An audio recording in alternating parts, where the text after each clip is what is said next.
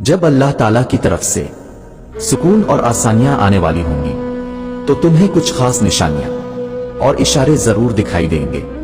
سنو، اللہ تمہیں دعا کا اختیار دیتا ہی کیوں؟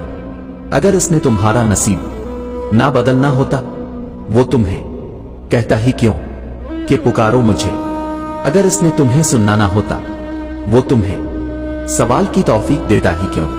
اگر اس نے تمہیں جواب نہ دینا ہوتا وہ فرماتا ہے خود کو اکیلا ہرگز نہ سمجھو، تم جہاں کہیں بھی ہو میں بھی وہاں ہوں۔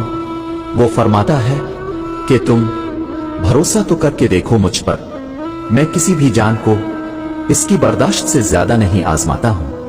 وہ فرماتا ہے ماں اپنے بچے کی ایک سسکی بھی سہ نہیں پاتی اور میں تو تم سے 70 ماؤں سے بڑھ کر پیار کرتا ہوں۔ وہ فرماتا ہے شکر کرو ہر حاصل اور ہر لا حاصل پر، میں شکر کرنے والوں کو ان کے گمان سے بھی زیادہ دیتا ہوں۔ وہ فرماتا ہے جب ایمان والے مجھے شدت صبر کی انتہا کو پہنچ کر پکارتے ہیں تب میں انہیں ہر گھٹن سے آزاد کر کے ان کے دلوں کو ٹھنڈا کر دیتا ہوں۔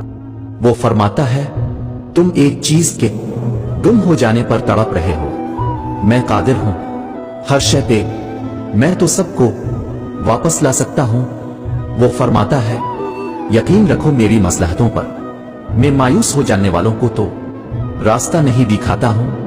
وہ فرماتا ہے میں نور ہوں آسمانوں اور زمینوں کا، میں تمہارے ان اندھیروں کو بھی روشنیوں میں بدل سکتا ہوں۔